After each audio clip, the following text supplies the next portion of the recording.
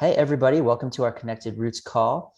Today, our topic is going to be on recipes and how to adapt them, how to get more comfortable in the kitchen so they can feel more confident just knowing that you can make yourself something delicious to eat and keep your family happy and healthy as well. So today, we're going to have Rachel presenting and talking about some of these things, and I'll be jumping in, and then we'll have time at the end for people to share some of the things that they've learned, and we're going to announce an exciting recipe contest. All right, so I'll give it over to you, Rachel. Okay, so let's get started. I'm going to share my screen. Oops. Oh, sorry, Rachel, it muted you. I muted everybody. Unmute. Good? Yep. You can hear me now? Okay. Yep. Excellent. All right, so we are going to talk about recipes today, and eating can be exciting and enjoyable again. We don't have to be afraid of it. And remember that it's all a process. Everything is a process, and what you're doing now may not be what you're doing in 6 months, and what you're eating now will hopefully adapt and change over the next 6 months too. So do not be afraid. Do not fear. All right. So to everyone, tell me, what are their favorite things to eat prior to this, deciding to make this change? What were your favorite things to eat? Chocolate cake. Chocolate cake? Yes, it's one of my favorites. I still eat chocolate cake. Tacos with lots of hot sauce. Tacos with lots of hot sauce. Guacamole. Yeah. Jane, Samantha, what were y'all's favorites? I had a lot of stuff with tomatoes in it. Yeah. So, like, Oh yeah, lots of spaghetti. tomatoes. Yeah. And pasta. I got lots of tomatoes. Oh, Jane, you're still on mute. Fresh tomatoes from the garden. Cherry tomatoes. Yeah. Okay. Yeah, I'm like everyone else. I love pasta, French fries. Eric said I could have French fries, and I bet you he's going to, because I can eat potatoes, so it's going to have to be the oil that's going to be used. Yep, exactly. Yeah, I realize that now already. Yep, that's a great example of a substitution. Yeah, and it won't hurt, that's for sure. It'll still be good. Awesome. Okay, so keep all of your favorite foods in mind, because we don't want to lose our favorite foods, right? We don't want to lose those entirely. All right. So the three keys that we're going to say, one is mindset. We always come back to that. Everything, it's mindset, right? We sound like a broken record probably because it's all mindset. But, we want to make sure that what you're doing is about changing your mind, making sure that you're in alignment with what your body wants to do, what your body needs, and allowing that to be on point will help your recipes to also be on point. Adaptation. So we are going to change a few things. We are going to, get to know what are some of the substitutions and all of that. What is adaptation, or how do you adapt recipes? And then basic kitchen skills. This is just important and will help you to really enjoy cooking more. Eric and I both have a background in working in the food industry, so we have done plenty of cooking and prep work and learned basic kitchen skills. Eric's are far better than mine are, but I can make prettier plates than he can, because that's what I was doing. That's what I did. But yeah, making sure you have really good basic kitchen skills will make you feel so much more confident in the kitchen, as well as just feel more empowered to do things in the kitchen. Okay, so mindset. Eating restrictively is not forever. Remember that. And I think that we talk about that constantly, but this is starting out at a baseline. Everyone on this call is actually at a very different stage in where they're at eating wise.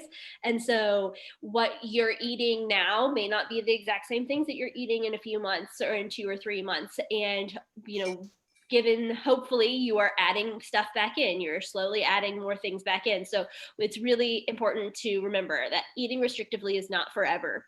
The key is to find a good baseline and then reintroduce foods. So it's part of the mindset is to remember that piece, that this isn't going to last forever. I do get to reintroduce new foods at some point. I'm not going to be stuck on this like horrifically, limiting diet forever. Yeah. Then also remembering to keep a positive attitude about whatever it is that you are eating and enjoying it. So that's really the key to the mindset piece, right? Is to remain positive and enjoy it and find something to enjoy about it. So I'm weird and I love really old Disney movies. And I actually, while Eric was on his camping trip recently, I watched the movie Pollyanna because I don't know, but I just love that movie.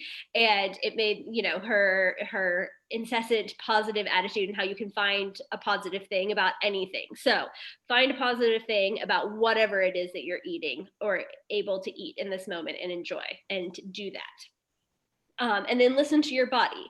Never assume that something is good or bad for you. It's really about what your body says and what is good for you. So some examples of this are like Eric can't eat sunflower butter, but our son eats a ton of sunflower, but not a ton, but he eats sunflower butter all the time. And clearly he's doing great. So, everyone has a different baseline for what is good for them and what makes them feel good. I can eat a little bit of tomato and be totally fine, but then I know there's like a hard line where I've crossed it and gone too far.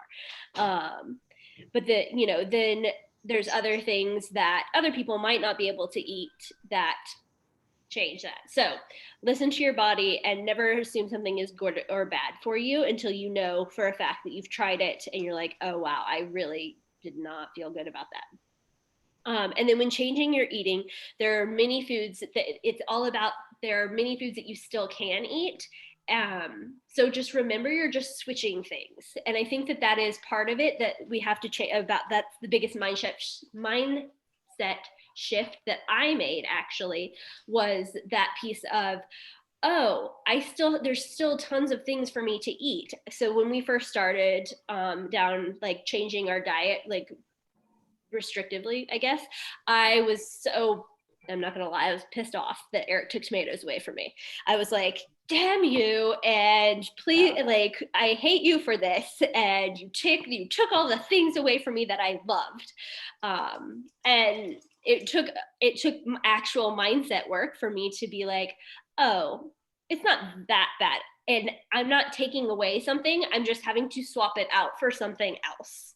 And actually, it's funny because I've opened up to a whole new world of foods that I would have never probably eaten or never would have chosen to eat if I hadn't gotten that. So it's funny that, like, I was like, you took away all my vegetables. And I'm like, well, no, actually, I just can't eat the same vegetables that I was eating, which was like kale and spinach. I have to eat green beans instead, which I was eating green beans before, but things like that. Okay. So remember, changing your mindset, and don't focus on the restriction, focus on the things that you can have, the things that you're allowed to have, how much you can have, instead of focusing on anything negative. Okay. So then adaptations, easy substitutions. I have an entire slide on that. We'll get to that. But remember, substitution is key. You're not losing something, you're just substituting it. Okay. Another really important thing is to read labels. So in doing this presentation, Eric and I were talking, we're like, okay, so you don't really substitute flour but at the same time, you do really need to read labels, because there's a lot of things like flour that is fortified or milk that's as vitamin D added. So really reading your labels is very, very important to making sure that you are feeling good, because something that we've noticed is that if I go out to a restaurant and eat crappy dairy, I feel awful. Like it just does not sit well with me. It does not sit well with the baby. It's awful. But if I have a little bit of the raw dairy that we get, that's really good quality at home, I do fine. like there's no issues with dairy if it's in small amounts and it's the really good quality stuff. But all dairy that you're probably getting out at a restaurant, unfortunately, is very likely fortified with vitamin D and vitamin A. So it might cause problems. So feel free to drop or add ingredients when you're making a recipe. So that means, don't add the garlic, don't add the onions if that's something that you need. Or this needs something to thicken it up. Maybe I'll throw some zucchini in it because that'll actually thicken it up.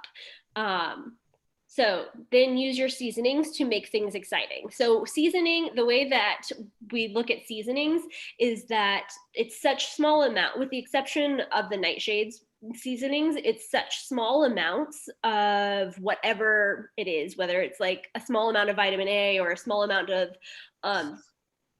mostly it's just vitamin A that comes in seasonings. And it's just such a small amount in seasonings that it's not worth considering. So use some Italian seasoning, use some cumin, use some garlic powder, and onion powder are much more digestible than garlic and onion when you're starting to reintroduce garlic and onion. So use your seasonings to make it exciting and make your own seasonings. So get buy all of the individual ones. And I have some recipes for like curry spice. I have a recipe for taco, like nightshade-free taco seasoning.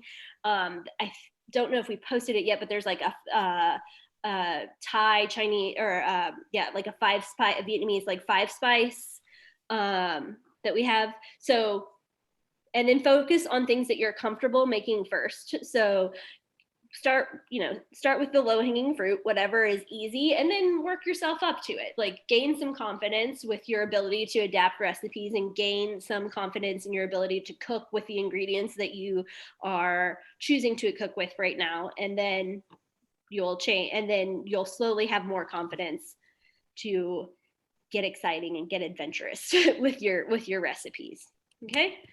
Then basic kitchen skills. Was that a question? I'm sorry, I'm clearing my throat. Oh, okay. So basic kitchen skills. Start with the right equipment. Some of the things that you really need are a really good knife. This will help you it will just help you all around. Everyone should have a good knife. Eric was a Cutco salesman when he was in high school, and he's very obsessed with Cutco still. And they're wonderful knives. So Cutco's great. Whatever fancy knife you want to get. You don't even have to get a really fancy one, but just a good kitchen knife is really important. Another thing kitchen tool that we really love, that we use almost 2 or 3 times a week, is our Instapot. If you don't have an Instapot, it's life-changing. I know Eric Dahl agrees with this. But the Instapot is amazing. It's so amazing. And it makes cooking in advance and large batch cooking really easy also. So Instapot is the way to go. You can also always substitute a slow cooker if you have one already and don't want to buy an Instapot. So slow cooker is a great tool as well. But you can't beat the ease of the Instapot. Get a good cutting board also, because going back to the knife, having a good knife will do nothing if you have a really crappy cutting board, because you will ruin your knife very fast with like a crappy plastic cutting board. Also, you'll probably have like bits of plastic in your food in the long run. And get one of those automatic sharpeners, the kind that you just run the blade through it. It's like got a V-shaped metal thing to sharpen the edges, because you can have really good knives, but if they're dull, it's going to cause you issues in the kitchen. And literally nothing will save you more time than having good knives. Like that's just the number one thing to do. So definitely start with that. And if you've never had any real training using a knife, go on YouTube and look up knife skills videos that show you how to properly hold the knife, whether you want to use the tip of the knife or the back of the knife for cutting certain things, how to properly cut things like onions, so that you can do that in a way that's not frustrating. It will save you a ton of time. And once you get the hang of it, it'll make cooking a lot more fun. Exactly. And then some other techniques would be like making a roux, which would be, adding, I don't know if you know what a roux is, but it's where you thicken, how you would thicken a sauce, or a mirepoix being just like carrots, celery, onions. Some of those are just like basic things that the basis for making good sauces, making good dishes in general, because a lot of dishes just start with a mirepoix being the basics. And it's fun if you watch TV or if you have access to like watching cooking channels, you can learn a lot of skill, like basic skills like that from those shows. One of my favorite actually is Alton Brown's I forget what the name of his show is, but anyways, his show is great because it's like rather sciencey and it kind of gives you some of the background about why those things are good. So I love that show. Yeah, better than Chopped when they have all these really silly ingredients that no, none of that. All of that stuff's not very useful to actually learning something. It's funny because when I started watching food TV 15, 20 years ago, back when Food Network like first came out was like a thing, all I would watch was, shows that were related to learning about how to cook better. But now these like baked shows and all of that, like Great Baking Challenge and stuff like that, you don't really learn something from the new ones. You're actually just like watching people. It's like, it's reality TV with cooking. It's not really like informational. So I recommend like some of the older stuff, and like Alton Brown style, even maybe dig up some old Emeril Lagasse type stuff. So then also, like I said, use your seasonings to make it exciting.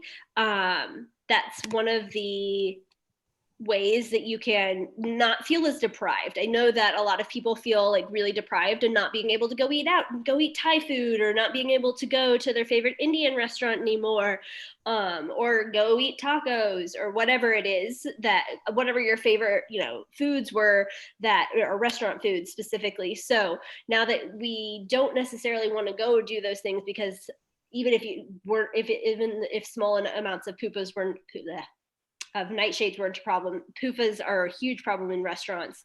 And most of the cooking oils in restaurants are just crap. Like the crappiest of the crap. So really trying to recreate things at home through seasoning is one of the easiest things that you can do. And then add your seasoning slowly and feel as you go along.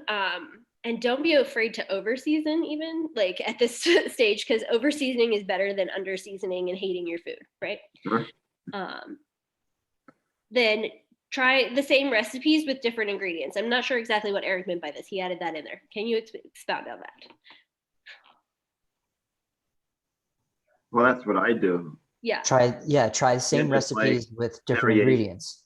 Yeah. So if you've made something that you like, just substitute some of the primary ingredients in it. Like if you tried it with chicken, okay, try it with beef. If you tried it with rice, try it with some sort of pasta, or over roasted potatoes, or switch out cauliflower for green beans and mushrooms. And just try different substitutions, so that you can get a little bit of variety. Without having to stress yourself to be like, oh my God, I have to figure out something completely different.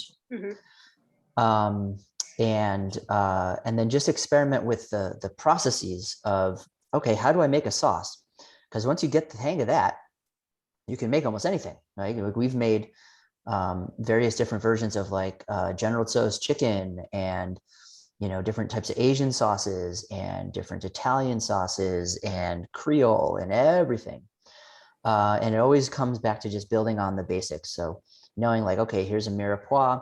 Oh, how do I make a roux? Oh, I can't do gluten, right? Gluten doesn't work for me right now. So maybe I'll thicken the sauce by making a roux with organic cornstarch, or you can even use gelatin.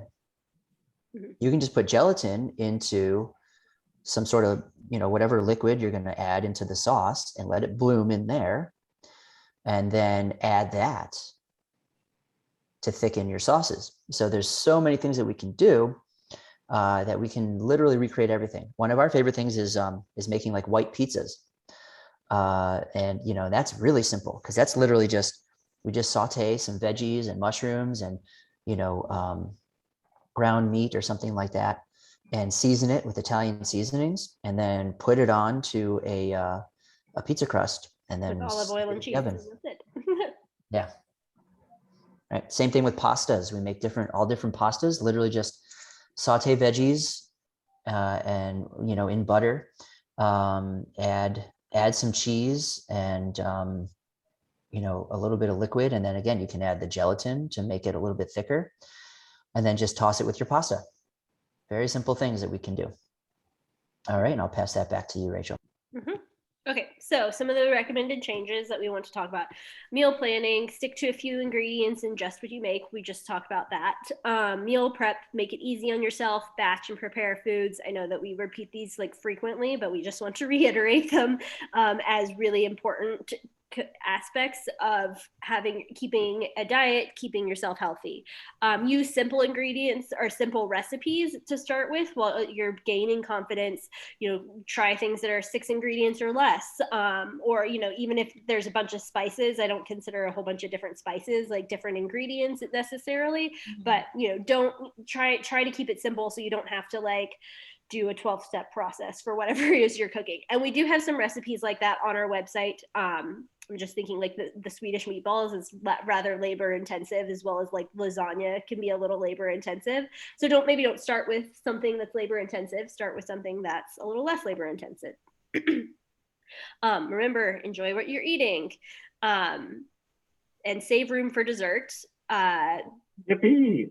Yay. Something sweet at the end of a meal helps to move your digestion along. I know that for myself, even if it's just like a gelatin gummy with like, at the end of the meal, really actually like feels like my palate's been cleansed and like, I'm ready to digest. And then soft cheeses, the reason that like French and Italian people eat cheese at the end of a meal is because it's good for your teeth. It's good for your mouth.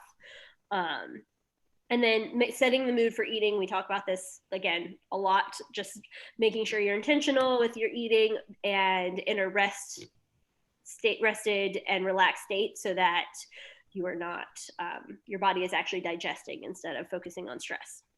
Yeah, and I'll add to that is that the gelatin gummies work really great to have a gelatin gummy just shortly before starting a meal. One is that, it has the gelatin. It's going to help soothe your gut and help with protein digestion.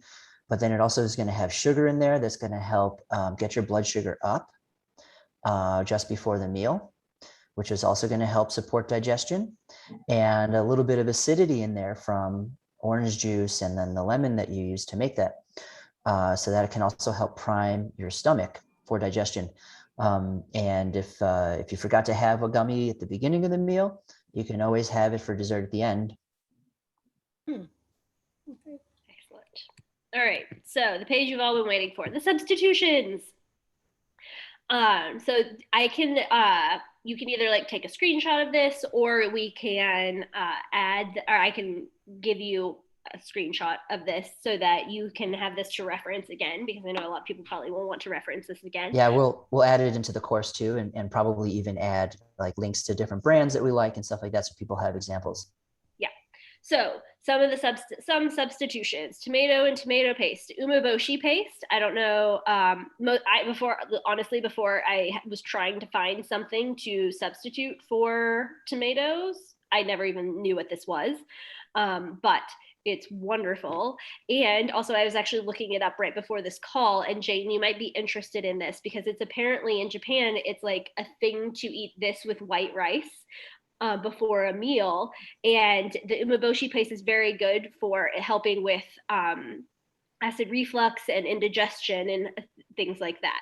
So it's, they usually eat it with just like a small amount of white rice, the umeboshi plum paste. So maybe something that you might want to try. It can be very salty. And I'm actually like looking into like trying to make my own, but I have to find a savory plum tree, which I don't know if there's any around here. But so that's one thing you can buy. You can buy that at Whole Foods or any specialty foods, like Asian foods store. Pureed carrot is a great substitute if you're really just trying to thicken something up. So you would just cook your carrots in some water, drain them, and then use either the food processor, a blender, or a immersion blender to turn them into a puree. A non-soy miso is a really good one to use to give it that umami flavor. Balsamic vinegar is a really good one to use. Another one that I had thought of since making this is if you're looking for the umami flavor, something good is you can sometimes find mushroom powders, like powdered mushrooms, and that is a good seasoning to give something that very like umami earthy flavor. So substituting garlic and onions, you might just have to leave it out to begin with, which is also okay. But onion and garlic powder are much more digestible options for people as they're starting to add it back in. And then also, if you cut your garlic and onions ahead of time and soak them in cold water, it helps to remove some of the sulfur as well. So that can make them more digestible. And in the tomato thing, you're using, what kind of carrots are you using in there? White carrots, obviously. Sorry, pureed white carrots or even some purple carrots. Okay. Switch out high beta carotene foods. Obviously, like switch out for the white version: white carrots, white sweet potato, white corn, white melons. I know some people really love mango, and so in a substitution for mango, I just thought of this because we ate a whole bunch of pawpaws, but pawpaws have a very similar texture to mango, and so it would be a good substitute. Also, pineapple is a good substitute for mango. As far as like dried fruit goes, you can get dried pineapple really easily if you were one of those people like me who used to eat a ridiculous amount of dried mango in the past life. Then, so peppers and spicy foods, some options would be horseradish, obviously fresh grated, or you can get it in a jar. Wasabi is good. Also, make sure it's a good quality wasabi. You don't want like the weird neon green paste that you get like from crappy sushi restaurants. That's not really wasabi. It's like actually a synthetic like flavor. Like it's gross. But good wasabi is much more like horseradish. It's more of a like whitish like color, and yeah, it will open up the nasal passages. Szechuan peppers is another one. They are different. They're not actually a peppercorn, but they look like it. So they will give you a little bit of a spice, but they also give you a tongue tingly like sensation. That's an interesting like feel or flavor. So try it out, see if you like it. Some people might not like it. Same with all of the other spicy things. So, it's whatever you want. Soy products, some things that instead of soy sauce, we always use coconut aminos. Another thing that you can use instead is fish sauce, but make sure to read the ingredients because some fish sauces might have other soy products in them or other undesirable things in them. PUFAs, things to get rid of, but replace with butter, tallow, or schmaltz, which is chicken fat. And then the oils that you can use, the avocado oil, olive oil, coconut oil are all okay. In a pinch, sunflower oil is also okay. So then nuts, some things that you could substitute if you ate a lot of nuts. I would only eat these in moderation and I would try and see which ones work for you. Maybe they might work for you, they might not. but the sunflower seeds or butter, macadamia nuts, and just coconut are also good substitutions. Any questions about substitutions or thoughts that of things that you've substituted for stuff on this list that you hadn't thought of? I guess I was eating walnuts, walnuts or almonds. Yeah, I would probably try to eliminate those for a little while. They can be definitely very irritating to the gut. So if you were still having digestive issues, I would definitely cut those out. Or pecan, nothing like that. Yeah, nuts can be. Cashews, I love cashews. Oh, They're cashews are actually, I know my creamy. son will eat a ridiculous amount of cashews if you let him, but he does not do well with them. He like has terrible digestion afterwards. Mhm. So, yeah, I don't recommend I know. cashews, unfortunately. They do taste good.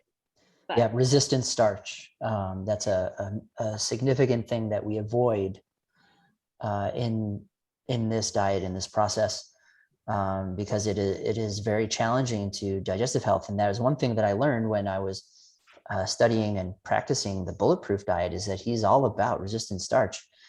And the more I tried following that kind of stuff, so, increasing resistant starch, replacing sugar with sugar alcohols like erythritol and xylitol, the less likely I was to ever have a normal bowel movement ever again. Let's just put it that way. and it also just increases like gas and bloating. It's terrible. Like the sugar alcohols are terrible for that, and resistant starch are both really bad for gas and bloating. What's resistant starch? Eric, you want to? It's starch in certain types of foods that our bodies don't digest. So Essentially, it it just goes straight resists through you. digestion. Yeah, because normally starches are just chains of glucose, just long chains of sugars that the plants are storing energy, right? So that's why carrots and potatoes, they're starchy. It's the plant storing food. Long chains of glucose that it's made from, sun and water, essentially, and carbon dioxide. But certain types of starch resist our bodies breaking them down into the smaller glucose molecules. So they essentially pass through our digestion undigested. Why would he suggest such a thing? Bad science, basically. It's just yeah. I could actually do a whole talk just on critiquing fad diets. So thank you. That's a good idea. I'll probably do that. What's an example of resistant starch? Eric, Mhm. the sugar alcohol, how will that be like in the ingredients labeled sugar alcohol? And what is an example of sugar alcohol? Is it all the fake sugars you're talking about? So they're not, technically they're not fake. They're typically naturally derived. They end in OL. So any word sorbitol, all those things. Yeah. Yes, sorbitol, xylitol, maltitol. Right. Those are the things you want to stay away, especially for your stomach problems. Absolutely. Absolutely. Yep. Okay. Yep. Those Hey, are Eric. sugar alcohols. Yeah. It's Sam. Hey, I'm driving, so that's why I'm not showing my face. Apologies. No problem. So from my understanding, resistant starch isn't like the soluble versus insoluble fiber. Like the reason that they say that some diets have resistant starch is because it's basically like a way to cut calories. Exactly. Right. Yeah. So insoluble fiber and resistant starch both serve a similar purpose nutritionally, which is to take up space with no actual benefit. So yes, so if your goal is to try to starve yourself to a lower weight, resistant starch and insoluble fibers are a great way to do that. You're literally just eating indigestible things. You might as well just eat rocks or cardboard. Because yes, they will make you feel full while otherwise depriving yourself of nutrition. And they're Yeah. also very, very common in gluten-free products.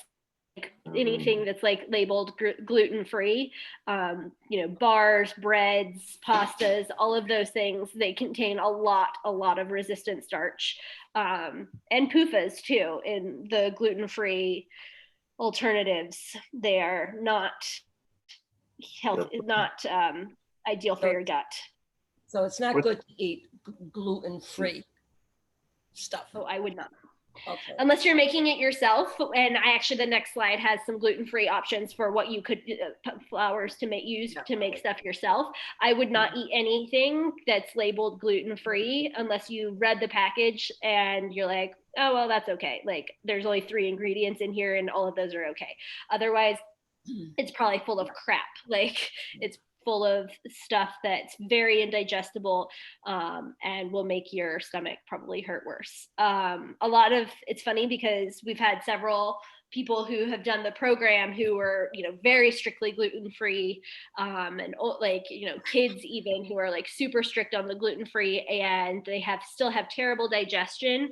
And just by getting them off the gluten-free alternatives to things, their stomachs were able to heal because they're really just like shredding their insides with it, the indigestible fibers, and not actually absorbing real nutrients. When you talk about the pastas, what kind of pasta are we talking about? I'm going to go to the next slide because that's all there. Okay, thank you. So gluten alternatives, because a lot of people can't eat gluten just yet, and that's okay, we understand. So oat flour, buckwheat flour, and coconut flour to an extent is also okay. I just forgot to put that on the list. And then white rice flour, but I've never actually found white rice flour like by itself. But you can find it in pasta and crackers. Like there are specific pastas that you can find that are just white rice pasta, or crackers that are just white rice pasta. Yeah, and cornstarch, organic cornstarch tends to work well. And it depends, but arrowroot powder can also work well to for thickening things, and it's often an ingredient in gluten-free flours. Tapioca it's not ideal, but it's okay. Tends to be fine. And so those are just some ideas. Yeah, when you find tapioca, the problem with tapioca I find is that when you find something that has tapioca in it, there's a lot of other not good stuff in it, at least from what I've found. Yeah. But yeah, the tapioca by itself is actually okay. It's funny because there's tapioca in Eric's organic gummy bears that he eats all the time. Is there a cooking book or anything that you guys would suggest or is out there that you would say were good, a good guideline to things, or have you found anything that is suitable? We're working on our own. Yeah, we're putting one together that that doesn't have to compromise. But I usually suggest is that, nightshade free cookbooks and recipes tend to be the easiest to apply to this process, because even if they're just like, here's this great recipe with with orange carrots, you're like, okay, well, I'll just put white carrots. It's not that's very easy to do. So those tend to work pretty well. And then if they're like, oh, cook this in in this PUFA oil, that's easy to substitute as well. So a nightshade free cookbook. I'm just curious. I don't know if there's an actual book, but I know that there are websites that have some good nightshade free stuff on them. So there's that. All right. You guys have enough recipes to keep me busy for a long time. Yeah, we do have a whole lot of recipes on our website, Jane. So what do? You on the website, you just go to recipes or something? Yes. Yeah. Okay, I'll have to look that up and start looking at those. Yeah, and in the Mighty Network, you can also search by topic, and recipes are their own topic. Yeah. What's the Mighty Network? Where the nutrition course is. That's what's called the Mighty Network. Oh. Yep. I didn't realize that. Okay, Mighty Network. Good. Okay, so then other substitutions that you might need to do at first are dairy. If you have, or if you've not been able to incorporate dairy just yet, most people would want to start with fermented dairy. That being like yogurt and cultured butter are the two that come to mind.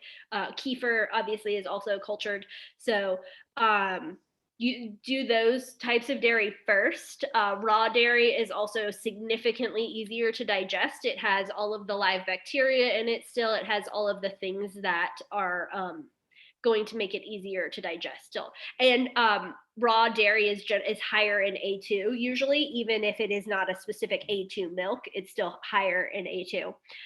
Which also makes it easier to digest. And you start by using small amounts and only in cooking if that's what you need to do to begin with. And then eggs, use only in cooking and only in small amounts. We don't really have an egg substitute because all of the traditional egg substitutes are not that great for you, with the exception of that being applesauce, like if you're baking something and you wanted to substitute eggs. But that would really only be for someone who had like a severe allergy to eggs. Otherwise, I would recommend just trying to use small amounts of eggs or use eggs only in cooking kind of thing. That's only if you cannot handle the eggs. Right? Yeah. Okay. Right. So, I mean, I guess I've been just like in the morning, if I cook my oats, sometimes I just throw an egg in and cook it with my oats, and then like soft boiled egg. I mean, I can toss an egg in for 1 minute into the Instapot, and then it's like a perfect like soft boiled egg. Yep. That's perfect. Yeah. And if you can digest eggs, great. Eat all the eggs you want. Yeah. Go for it. Eggs are great. All right.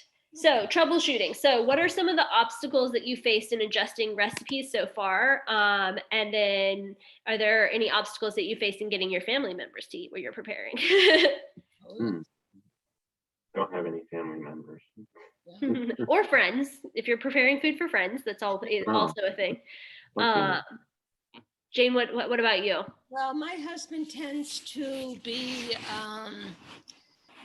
old school. He's all the stuff that, and I have to say, all these things, these foods that you have been shown, I never have used. This is going to be a real challenge. And there's a lot of foods I don't eat. I'm realizing just what a fussy eater I am, because I know with my daughters, they eat all kinds of stuff and I would not even touch it.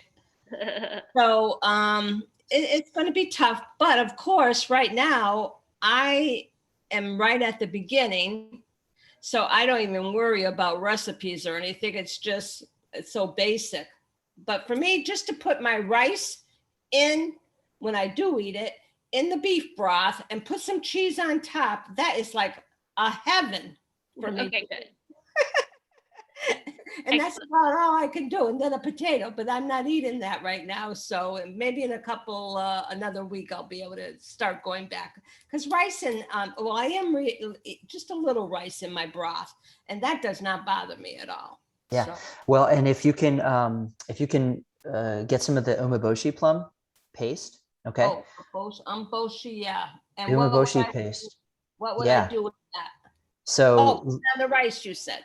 Yeah, just cook rice, and then stir a little bit of that into the rice. Tasty. It's like a tomato paste, only it's not tomato. It's exactly the same consistency as like tomato paste out of a can. Yeah. But what would it taste like? It's like it's kind of like a tomato taste. It's like slightly acidic and tart. Sour a little bit. Sour. Salty, sour, salty. Mm-hmm. Oh, okay. A little sweet on the back end. Yeah. So in Japanese cooking, what they do is they dissolve sugar in a little bit of rice vinegar, and then stir in the umeboshi paste, and then pour that on the rice. Oh. Yeah. And then normally they would wrap it in a seaweed wrap, but we don't want to do that. Just eat the rice, but like that. Yeah. Oh, And that's a delicious meal. And then you could put some cheese on that. Right. And just whatever you're able to tolerate and slowly increase it from there. Right. right. I mean, you So can add carrots and everything else and celery. I Yeah. love that in like a soupy thing. Yeah. Something else other people have done that worked really well is like when they're making the rice, they cook the rice in broth and they dice up mushrooms really itty bitty tiny. And they throw those in there. Mushrooms, believe it or not. Well, if you cut them up really itty bitty tiny and Or just you could put a little bit in there. try the mushroom powder like I was talking about, if you can find mushroom powder somewhere, because that'll give it like an earthy flavor, but not that like texture, because I know a lot of people who don't like mushrooms, it's really more of a texture thing and less of like the flavor piece of it. Right. And that's why it works really well if you dice them up really itty bitty tiny and then put it in when you cook the rice, and they basically just like disappear into the rice. Okay. Also, just as some advice from Eric and I, both of our fathers are highly resistant to all things that not all things that we cook, but like are resistant to change and rather old school, as you said. Yes. So what we have found is to not let them in the kitchen while you're cooking, because you can add a lot of things. Like you can put stuff in, or you can cook things and then they'll taste it and they'll be like, this is great.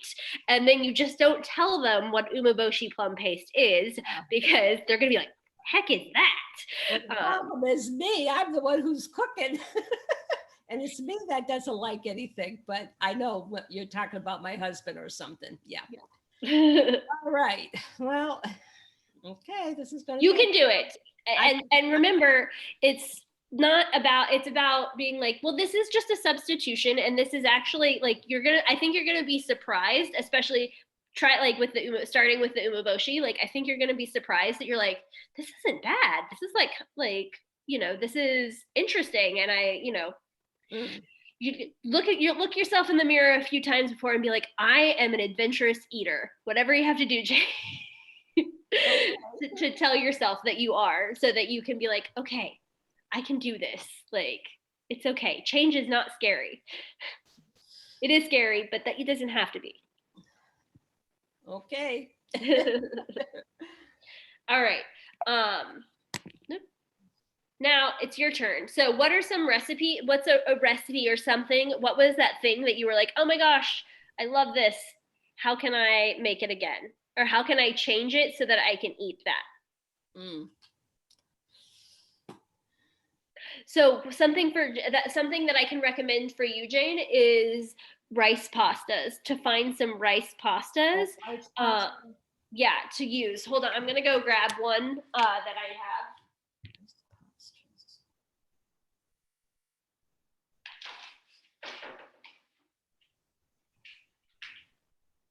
Okay, so this one is a pad thai, but you can make it. I have a pad thai recipe, but you don't have to make it pad thai necessarily, but it's rice. Like, this one's perfect because it's literally just organic white rice. That's all that's in it.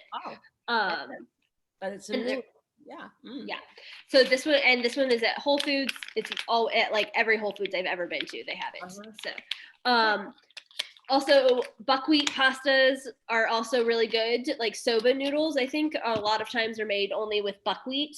So just go into the Asian food section and like look at the pastas, because they make their pastas with other things a lot of times. So that's a good place to start looking for those, because a lot of the gluten-free pastas in the traditional pasta section are going to have a lot of other crap in them, or they're going to be have the resistant starch in them, or they're going to be brown rice, like made with brown rice, which we don't really want because they are higher in insoluble fiber, and also they have brown rice has arsenic in it. That's why we don't recommend brown rice. I didn't know that.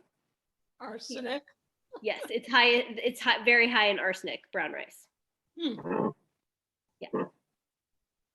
Random fact. What about like chickpea or lentil. Both of those are not terrible, but they're not. It's really about seeing how your digestion works with Yeah, those how it options. works. Yeah, it doesn't agree with those a are- lot of people's Yeah, digestion. those are both beans or legumes, so you wouldn't really want to use them unless you're cool with eating beans already, and like you can know that for sure that you're really good with digesting beans. Lentils maybe before the chickpeas. Lentils are generally much easier to digest than a lot of other beans, mostly just because the way that they break down and they essentially dissolve and become mush. But the lectins and all of that break down much easier in lentils. But if you can't eat beans, I would not recommend those pastas. Any other questions about recipe adaptation or other things that you would like to venture out to use? Well, I don't know if there's any substitution for avocados. Not so much yet. But have you tried adding some avocado back in, like in very small amounts? No. Okay, well, maybe try that. Like, we go through like one avocado a week is essentially like how much avocado we eat. Yeah, like on taco night, we'll split one avocado between 4 people. four ways. And honestly, I've kind of personally lost interest in them. I mean, like I'll have a little bit of guacamole if that's available.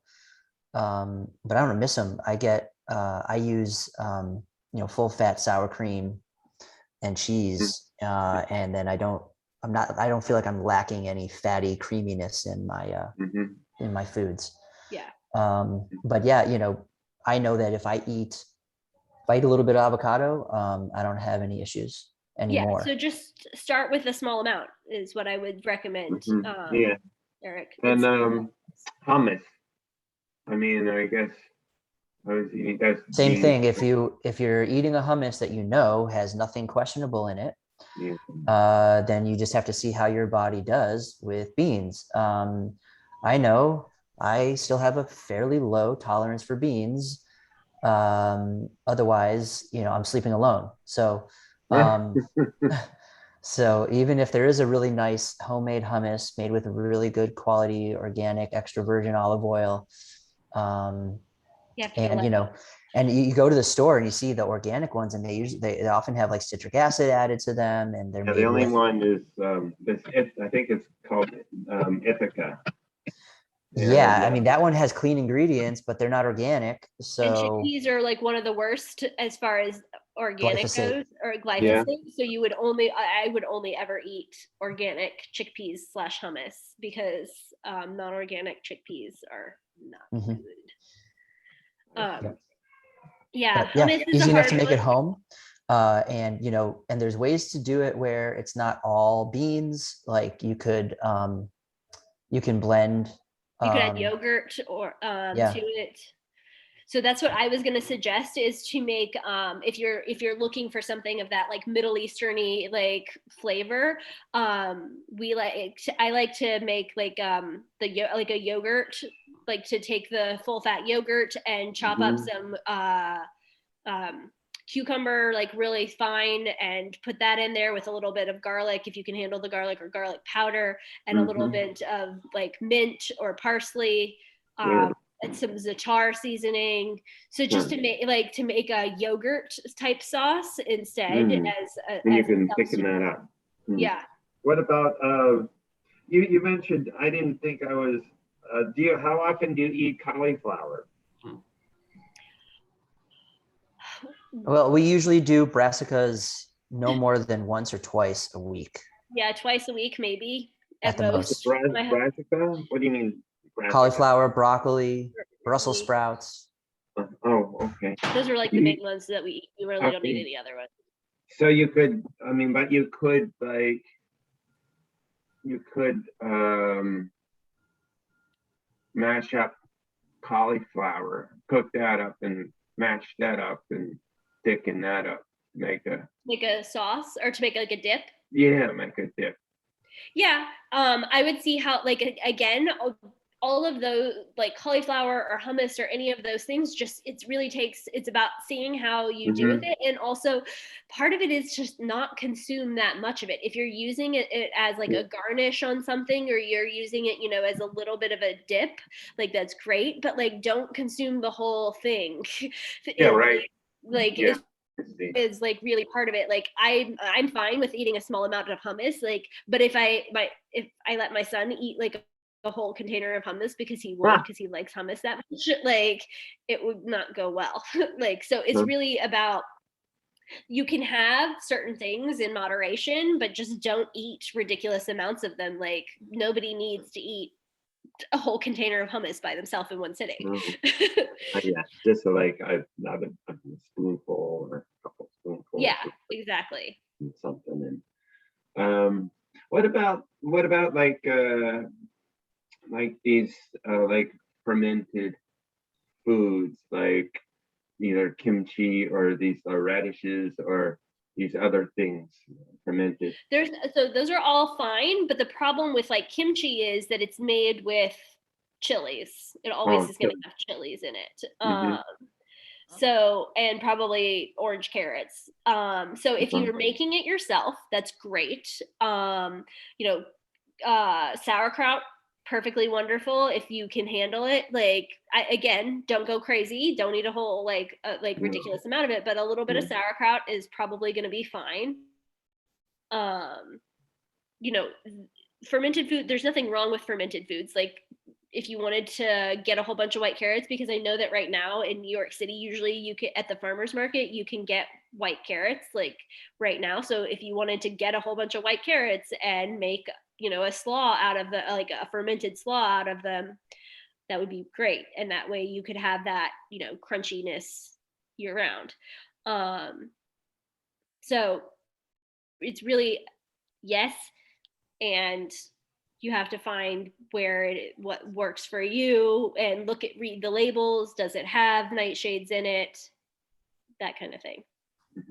So there's not like a big benefit for that. If I'm not really eating them, there's not really any need to. No, because they tend to be, it just depends on, you know, also depends on what it's made out of. But if it's like, you know, fermented carrots, fermented white carrots, that might work really well. Or there's like starchy root vegetables might work well, versus like eating a ton of, you know, raw fermented cabbage might not work very well.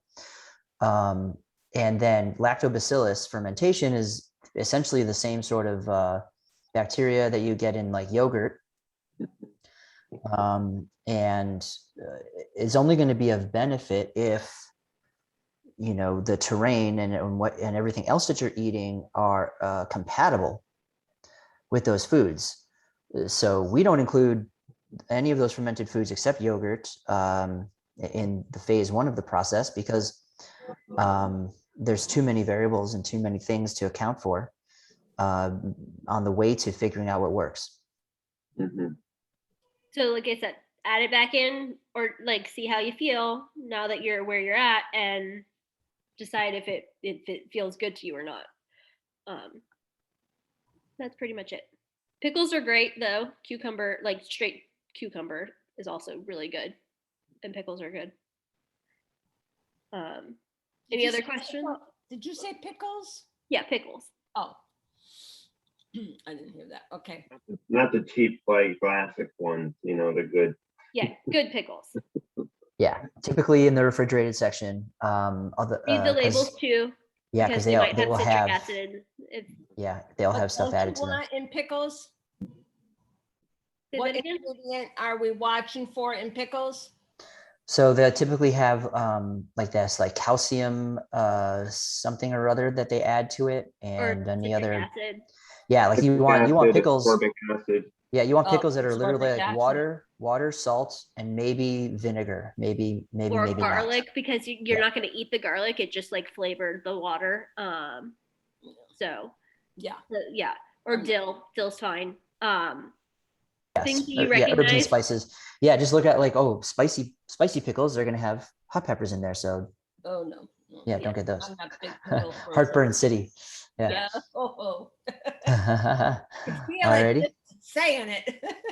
Yeah. All right. So I think this is a good place to stop the recording. If we have a couple of quick little questions before we jump off the call, we'll do that. So thanks everybody for hopping on today, and hope this was helpful. It is. Yes.